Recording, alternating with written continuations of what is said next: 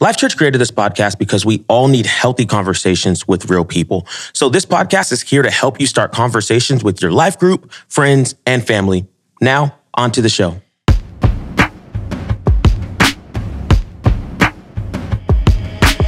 Welcome back to the You've Heard It Said podcast. This is Allie. And this is Jason. And it is my favorite season of the year. Summer is here and life just feels a lot more free, you know? Do you know that smell, like when it's hot, but somehow you get a little bit of rain and you can just smell the rain hitting the black, hot asphalt? Or that feeling when it's warm and that sun is just hot on your skin, but you're wearing maybe, I don't know, sandals and your feet step into a cold, clear creek, or you go into a swimming pool, or when you're driving on a road trip and it's hot enough that you need the windows down, but it's so nice that you just can't use the AC. Yes. Summer feels like freedom. Can I just keep talking about summer? I could talk about summer all day. Okay, I was with you except for the comment about feet. I can't. I didn't say anything about You feet. said your sandals. That means there's feet exposed. The only bad thing about summer is that people show their feet. So anyways, all right. So most of us realize that we're craving connection and relationship after a year where it seemed like that was really hard to find. Yeah. But all of us know like why having friends is important. Like you hear it all the time. But it's the how part that feels really awkward and overwhelming. And so that's why this season, our goal is to talk about how to make and maintain diverse, multi-generational friendships. Mm-hmm. And so today we have Audra with us because she has this story of making a friend in college that is probably my favorite friend story. So Audra, please tell us about it. Yeah, of course. So it happened when I was in college. It was my first semester, and I noticed that there is a guy who is in like 3 of my classes. We rode the same bus to school, and then he also went to the same church that I was attending at the time. So after a few days of seeing him basically everywhere, I sat right next to him in class, and I looked at him and I said, it would be such a huge waste to be in so many of the same places all the time and not be friends. And we literally became friends from that moment on. I just have to say that is the most Audra way of making friends. And I have honestly totally done the same kind of thing. So my wife and I invited a couple over to our house for coffee. And we're sitting there having good coffee. And I basically just said, okay, guys, I think we should be friends. I don't know what they were thinking, but a couple years later, we're still really good friends. It works. So, yeah. Meanwhile, I'm just sitting here I can't even fathom the boldness of one going up to a stranger and be like, yeah, so we're going to be friends, right? Or inviting somebody over and being like, okay, we're going to be friends. So teach me your ways, Audra. Well, I definitely can't say that I've figured out every aspect of friendship. I think my brain tends to think of things strategically and sometimes not always relationally. So you can see how there's a lot of stuff I could work on there. But I do think part of it comes down to just being bold enough to try. And even if you aren't sure that it'll work out, it's definitely kind of a miracle that guy didn't just think I was super weird. That is my fear every time I meet somebody new. I'm like, oh, I hope they don't think I'm a weirdo. But that's good advice. However, hearing you say it is one thing. It's a whole other thing to actually walk up to somebody and be like, hey, do you want to be friends? That's why you have the coworker that you see in the hallway and you're like, we should get coffee soon. But then you don't. You just never get coffee because it's really hard to initiate. So when I say let's get coffee to somebody, we totally get coffee. And here's how it works. I'll pull out my phone, I'll look at my calendar, and I'm like, so how about tomorrow? Does tomorrow work? I'm holding it like it's a weapon. And half of the people are like, yeah, let's do it tomorrow, sure, or soon. And the other half look at me like they're being held up. And then eventually they find a date that works for them and we get coffee. So it works every time. You should try it. Wow. It sounds like a very combative way to make friends. It works. I mean, I can see how that method works. Yeah. I thought we could try an experiment this week to answer the big question, which is how do you make friends as an adult? And one of our friends, Abigail, volunteered as tribute to record herself making a friend on this episode. So let's go see what Abigail's up to.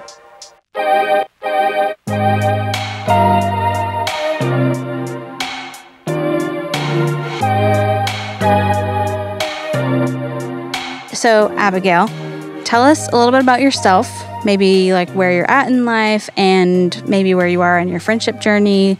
Sure. So I moved to this area less than a year ago, and I moved because my fiance at the time, now my husband, was moving for school.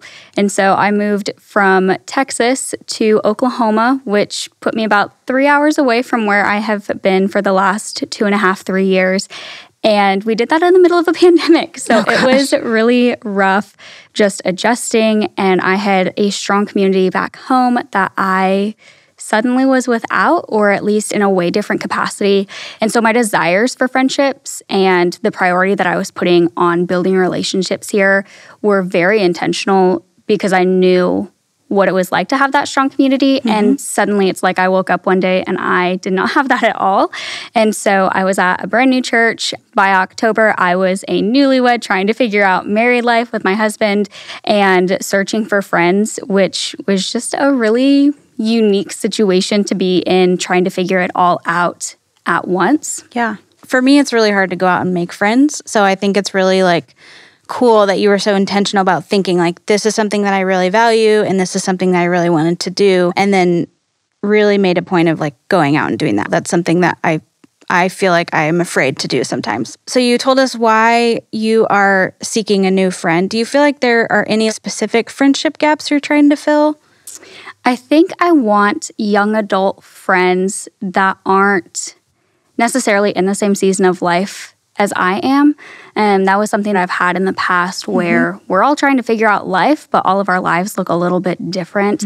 And I've been really fortunate to have a married life group. So I have a lot of newlywed friends, but sometimes I just want to kick it with people that aren't going to be talking about their relationships. And I don't think there's anything wrong with that. It's just finding those right people that, oh, if this comes up in conversation, this is a cool thing to talk about. But if it doesn't, like, that's cool too.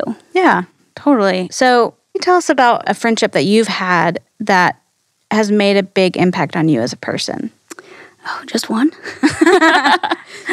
Okay, let me go back to when I was in Texas. So I moved there from Kansas for college, and that was about 6 hours away from my hometown. And so I really, in that season, put myself in a place where I needed to find friends and community. And one of the ways I did that was actually at church through our annual sisters event. I met this lady. She was a few years older than me. And we ended up getting coffee and realized that we had way more in common than we thought that we did.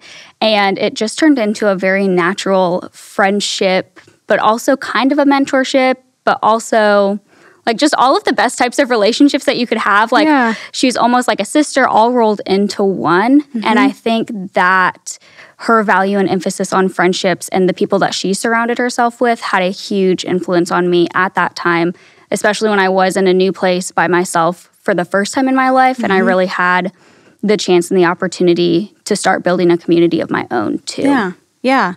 So if you're listening and you have never heard of Sisters before, it's actually an annual women's event that we have. And the point of it is to meet other women and maybe start a life group or even just find friendship. So I think it's so cool that that is where you found a friend that had such a big impact on you. How easy or difficult is it for you to like put yourself out there in order to make a new friend?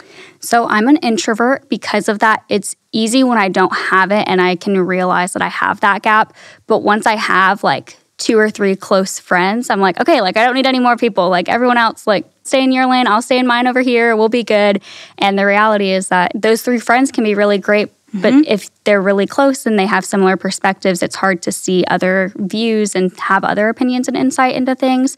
And so I think that's where I struggle to continue building friends, even if they're not like in my closest inner circle of I will tell you everything while I'm crying on the bathroom floor eating ice cream kind of friends. Right. Yeah, totally.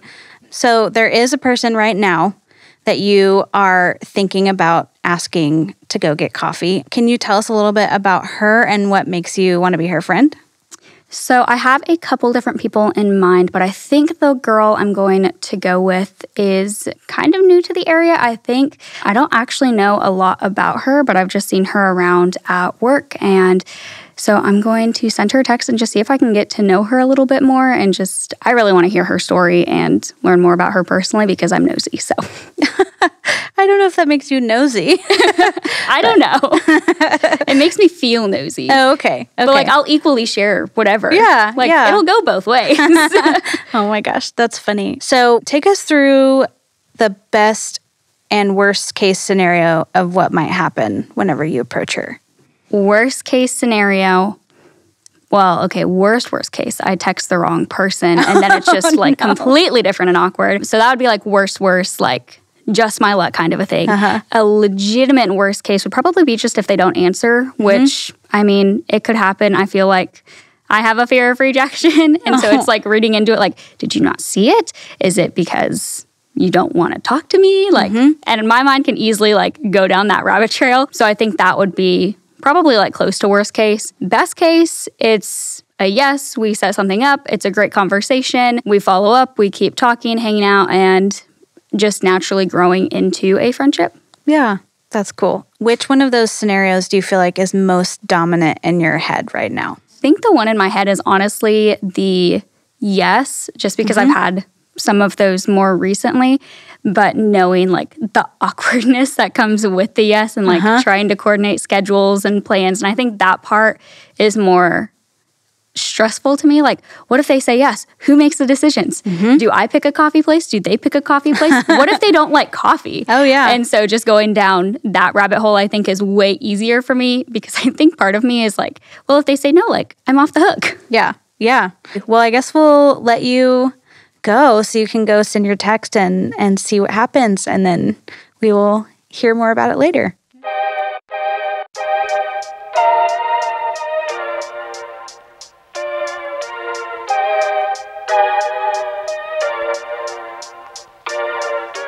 Okay, so I am sitting at my computer getting ready to message this girl that I want to be friends with. So I'm going to go ahead and send her a message here and see if we can get something set up.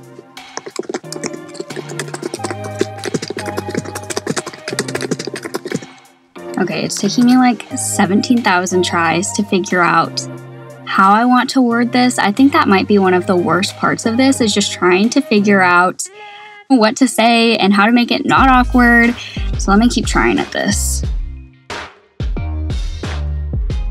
So I kind of just ripped the Band-Aid off and I said, hey, I know this is super random, but I was wondering if you would be interested in getting coffee or lunch sometime this week. So we're gonna go ahead, it's sent off, and now we just wait for a response.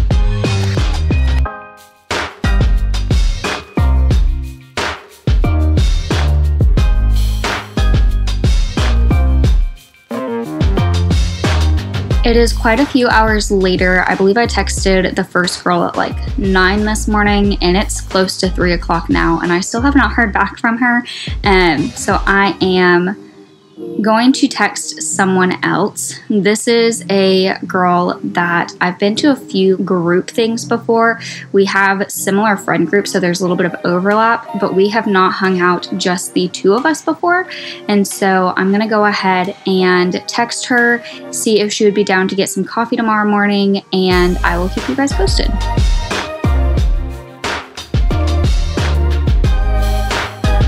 It's maybe been 5 minutes since I sent the text.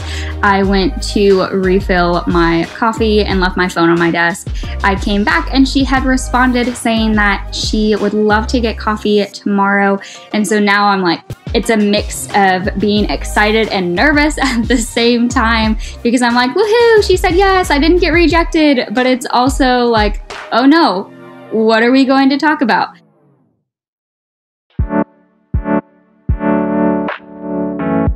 I am on my way now to coffee with this potential friend. I'm feeling a little bit nervous. Like, the closer I get, the more I'm like, oh no, what am I going to say? What am I going to do? What if I say something dumb? What if I smell? All of those thoughts are kind of rushing through my head. But we are getting coffee, which I feel is sometimes easier to go over than lunch. And so that's what we're doing this morning. We're on our way, passing lounge trucks, in my car, just processing through what this next part of my morning's going to look like.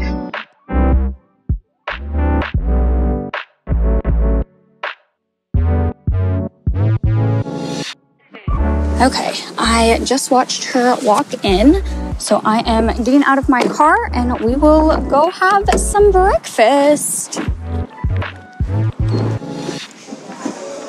Good morning. How are you? Good. I am ready for some coffee. Me too.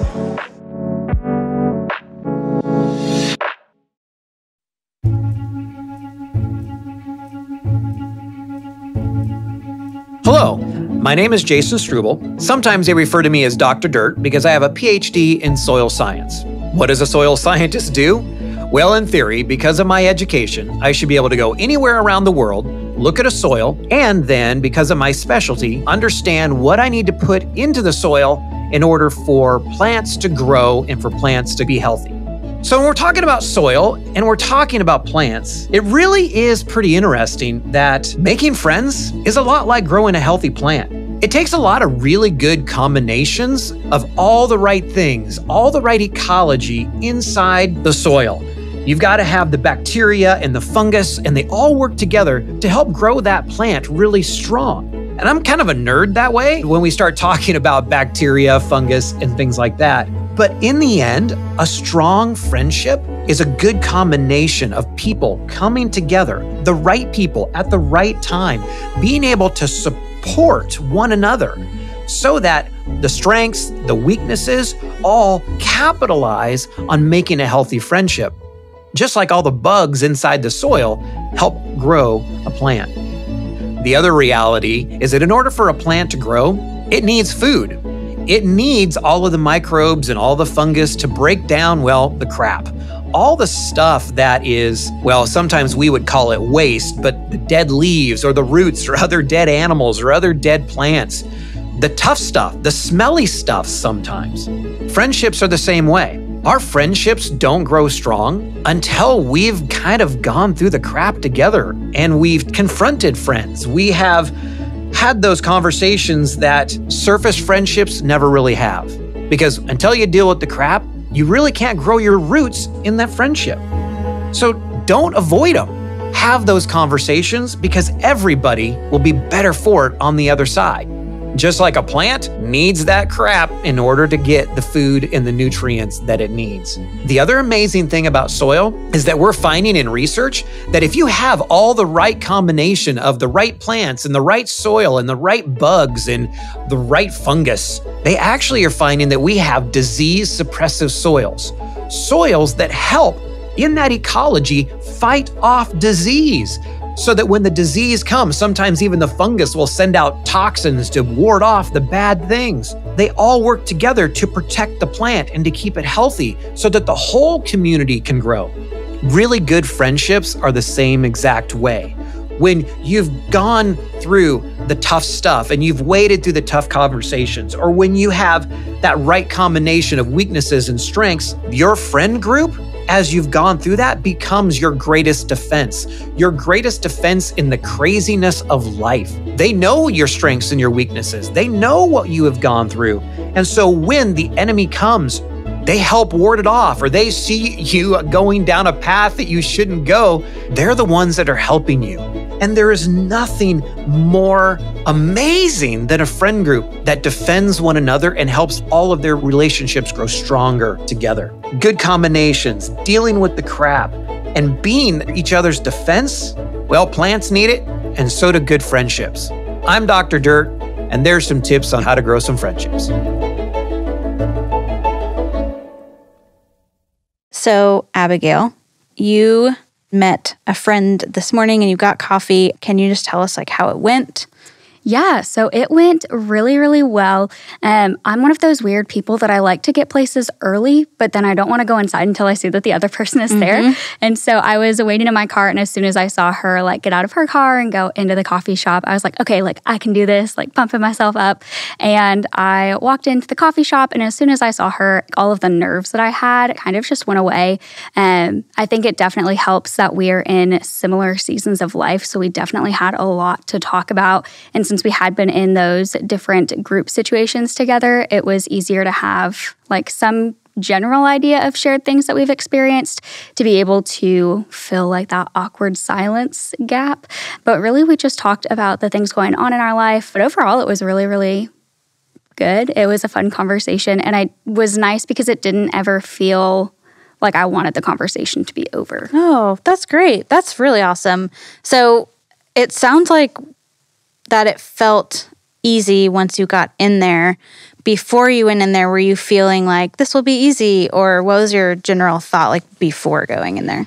I wasn't exactly sure what my thoughts were. Like on the drive over, I felt like I had already had a cup of coffee. Like I was a little nervous. My heart rate was racing. And I'm like, what is this? This is crazy. Like I've seen her. I know enough about her that I'm not feeling like I'm going to be completely blindsided or just caught off guard. But also like I've never hung out with her, just the two of us. And what if she's like really weird? What if I'm really weird away from a group setting? Yeah. Do you feel like you were surprised with the thoughts you were having, like, as you were driving over there? Yeah, I think I was more nervous than I thought I would be. So how was it for you, like, processing that nervousness that you were feeling? I think I'm generally a nervous person going into, like, unfamiliar situations like that. So it wasn't an uncommon feeling for me to process through. Like, if she does say something surprising, if you say something surprising, like, it'll float in the air for a little bit and then it'll go away and you can easily change the subject. And I think I had like some things in the back of my mind that I was like, well, if this happens, then I'll just say something like this. Or if this happens, like having those fake conversations in my head really helped. And then I also was listening to like worship music to get in the right frame of mind, I think, and just trying to surrender the coffee experience to God and being like, okay, God, like if this is a friend that you want me to have, like make it obvious. If it's not, make it obvious. And I think that really helps me calm my nerves too. That's good. So did anything go differently than you expected or even feared? Like maybe some of those like nervous fears in your mind? No, they never go as bad as what I think in my head. I think I was really nervous about spilling coffee on myself, which sounds really dumb, but I did that at church a few weeks ago. So it's a very real fear for me to have. Thankfully, that didn't happen. I think it's always just awkward walking into the coffee shop and not really knowing like, okay, well, what do we talk about? Especially because I had initiated the meetup, but I hadn't like told her anything specific that I wanted to talk about. And sometimes I'll be able to text people that I haven't hung out with and been like, hey, I heard this really cool story. I'd love to hear more. Or, hey, it was great getting to meet you. I'd love to get to know you a little bit more, and have something like that where this was a random text on a Monday afternoon that was, hey, do you want to grab coffee tomorrow? And she said yes, like 3 minutes later. And I was like, oh no, what are we going to talk about?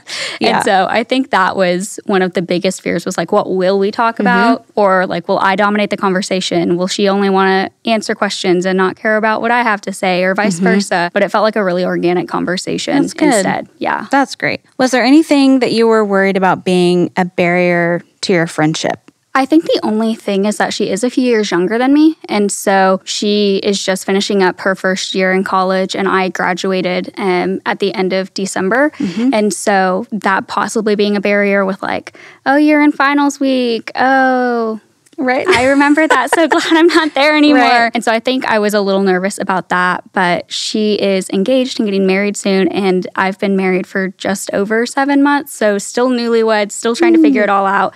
And so having that common ground to talk about and remembering like, oh yeah, I remember finals. It was awful. And being able to relate on that was a lot better than I thought it was going to be. So how do you think that this experience that you just had changes the way that you think about making a new friend?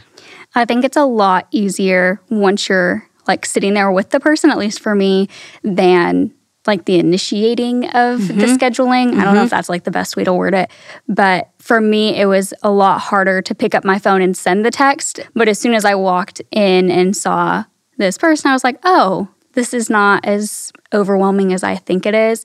And I always leave conversations like that feeling better than when I get there. Yeah. And so I think remembering those feelings is really encouraging for me. Yeah. Do you think the next time that you're maybe thinking of asking someone to go to breakfast or hang out for the first time, that you'll have the same anxious emotions and like nervousness about sending that first text and things like that?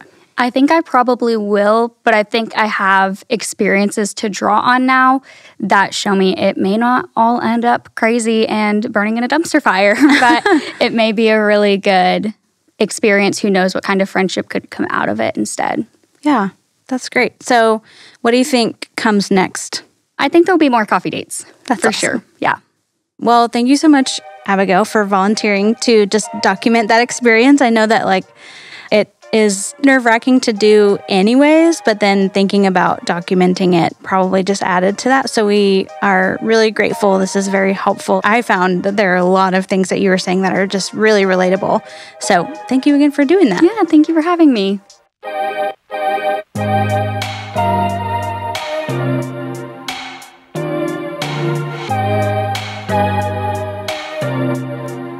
Remember that first girl that I mentioned just didn't text me back? I just wanted to check back and share that she did end up messaging me back. It was the beginning of a work week. She's going into finals at the time, and life was crazy for both of us.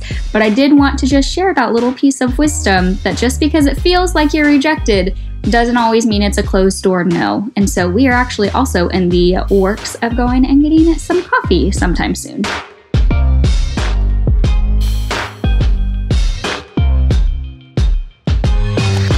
Okay, so I have to admit that I was kind of nervous for her the whole time, but I'm really glad it worked out. Yeah.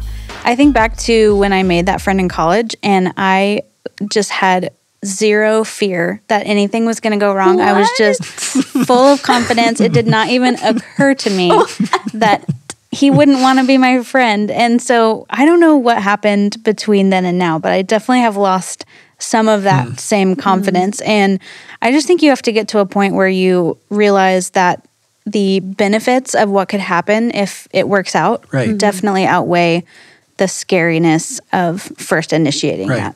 And if we're being honest, that's the thing that is the issue for most of us. We lack the confidence to take that step.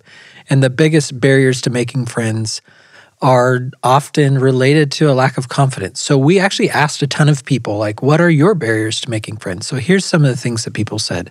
They said, we don't have anything in common, and so what if they don't find me interesting? Or they're important, and they have a lot of options for friends already. Or they're a parent, and they don't have time for single friends anymore. Can I just tell you, as a parent of 5 kids, I'm going to go ahead and just shoot that one down right now. We have lots of single friends, and we love hanging out with them. People also said, just what if they don't need friends? Trust me, they need friends, okay? People need friends. And then the other one was, our time together might be limited, so why invest? Especially if I'm going to, move away to college or graduate or start a new job. So that was another one. Yeah, I've definitely had all of those thoughts before. Yeah. Right. I think those are pretty normal thoughts for most people to have. But as I was talking to my friend Jill the other day, I was talking to her about this episode, and I realized while I was talking to her that not everyone does have these barriers. And my friend Jill just has this amazing ability to not worry about these things at all, which definitely makes me wonder, am I the one that's making friendship way more complicated than it needs to be? I know for me, 9 times out of 10, that yes, I am overcomplicating it. Maybe 10 out of 10, I don't know. So we also asked those people who I mentioned before, what are some mindsets that helped you to get past those barriers and start to make friends? And nobody said use your phone as a weapon, but they did say be the first person to ask for help, which I think that's interesting. That makes sense. They said be bold and just schedule time to get to know someone. I hear it. I see what they're saying. They said give friendship a place or a purpose. So actually, this might have been something I suggested because for me, I get coffee with a group of guys on most Fridays. And so what that does is it gives me kind of this container or bucket. So if I meet a new person, I'm I think you're going to fit over here. You should come to coffee on Fridays. And it's really easy to invite somebody. It feels safe for them to come to a group rather than hey, you want to go to lunch with just me right now? And then they said, train your brain to know that feeling awkward is a sign of growth. And I just want to add to that, seriously, have you ever seen anything that's growing that isn't kind of awkward? Think about those fireworks that are the little snake thing that you light on fire and it starts growing. How awkward is that? My favorite is when a pine tree first sprouts up and it's just this little poof of pine needles. Yeah. So yeah, train your brain that feeling awkward means you're growing. And then finally, think about others. If you're realizing that they might also be uncomfortable and you stop focusing on your own discomfort and you think that you're probably offering someone else a gift of friendship, And you might even be the friend they've been praying for.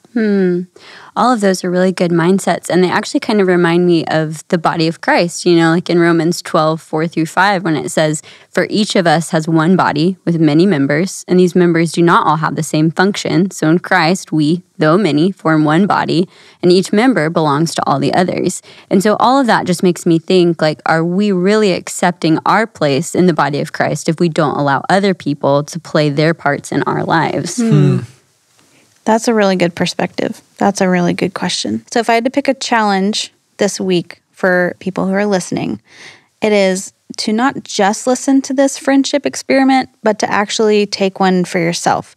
And you have less awkwardness because, unlike Abigail, you don't have to record your thoughts in real time and have people listen to them on a podcast. So schedule lunch with that coworker. Pull out your phone. Yeah, pull out your phone. Schedule time outside your life group to hang out. And then talk about these questions with some of your friends. What unnecessary barriers am I putting on friendships that keep me from growing closer to God and others? And how can I remove those barriers and replace them with growth mindsets instead?